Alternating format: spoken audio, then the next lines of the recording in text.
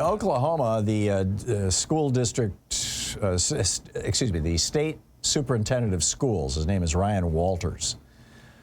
He has required that the individual superintendents of schools, or the principals, I guess they call them, and the superintendents of school districts make sure that every teacher is teaching the Bible in their classrooms in the elementary schools of Oklahoma.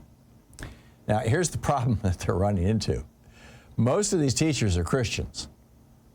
In fact, probably, well, I don't even want to guess, but a very, very high percentage of them are Christian. I mean, a very high percentage of Americans are Christians. And there's like all these different varieties of Christianity. So what part of the Bible are you going to teach? And what do you think about the teacher down the hall teaching some part of the Bible that you don't agree with, or an interpretation of some part of the Bible that you don't? I mean, this is open to a huge can of worms. And so what's happening is individual school districts and superintendents of schools are starting to say, no, don't do this. This is just going to be a mess.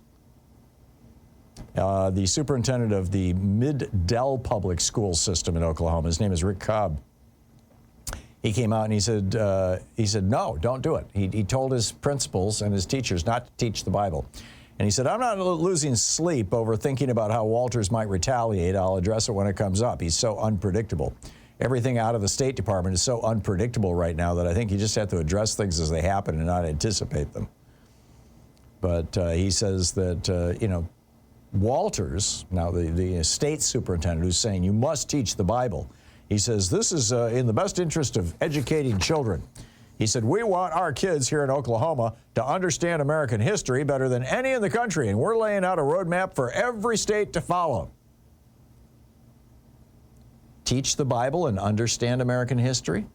Interesting. Earlier this year, Forbes magazine did a survey of educational status. How are schools doing state by state across the United States, all 50 states? And guess who placed at the bottom? With only 26% of fourth graders being proficient in math. 24% being proficient in reading.